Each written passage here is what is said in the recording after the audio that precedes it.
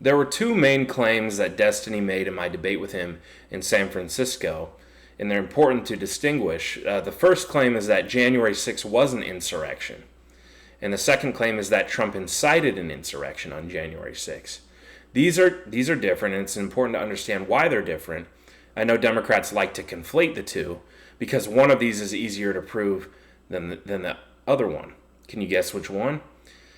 Well, I might concede that January 6th was an insurrection. It just might not be all that meaningful.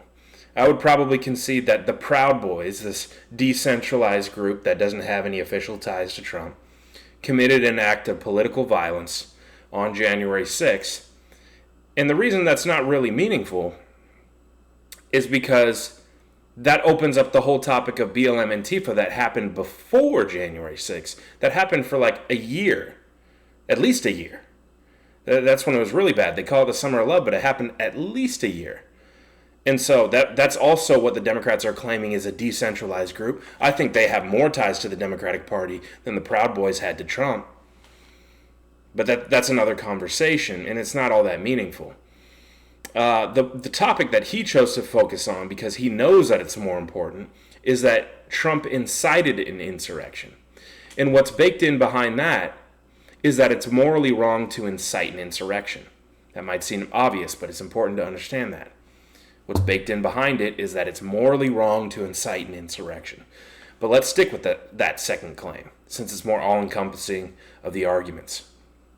In the argument I defeated Destiny on, in order to say Trump incited an insurrection in any morally significant or reprehensible way, you have to say that he didn't believe the election was stolen.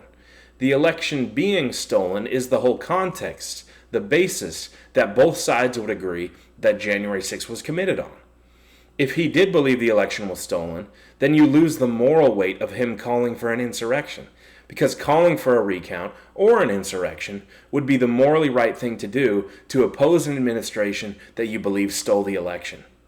Trump would have good conscience if he did believe the election was stolen, and then Destiny's argument would disintegrate that way. Since Destiny is smart, he chose to say that Trump was lying. He didn't believe the election was stolen.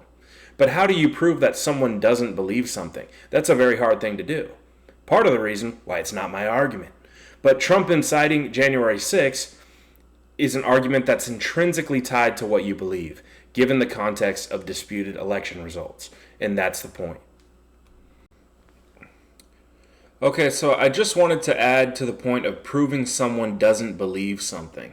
It's a hard thing to do, which is why it's a bad argument to choose. Nonetheless, the Democrats chose it. What he's using to prove, Destiny, what he's using to prove that Trump doesn't believe the election was stolen is something that doesn't objectively prove it. Court rulings and investigations that conclude in a lack of evidence of election fraud in 2020 don't prove that Trump couldn't possibly, reasonably, believe an alternate version of the truth. In other words, you could arrive at the objective truth using reasonable and accurate means, the scientific method, for example, in a way that defies a court decision. It just means that an investigative or legal body has deemed your hypothesis to be untrue. Of course, there could be flaws in the investigation. There could be corruption in the judicial or investigative bodies. But even if they were entirely good faith and produced solid methodology for arriving at the lack of evidence, it just means the hypothesis that Trump tested and investigated for fraud were found inconclusive. There could be another corrupting variable that contributes to election fraud that Trump wasn't thinking about, that he omitted to investigate. As you can see, it's really hard to prove someone doesn't believe something. For the record, the Trump admin currently doesn't have conclusive proof that the election was stolen. I wouldn't say so. But the left doesn't have conclusive proof that Trump incited an insurrection.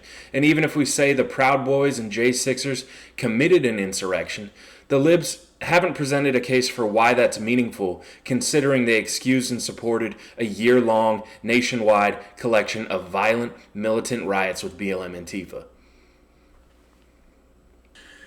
The Democrats already agree that there can be procedural flaws in the investigations. This is common practice. This is lawfare. All of Trump's prosecutions of, Letitia James, these things are thrown out on procedural issues. So they already agree with me that there can be flaws in the investigation. And even then, it only proves that what you were investigating was inconclusive. That's not the absolute truth.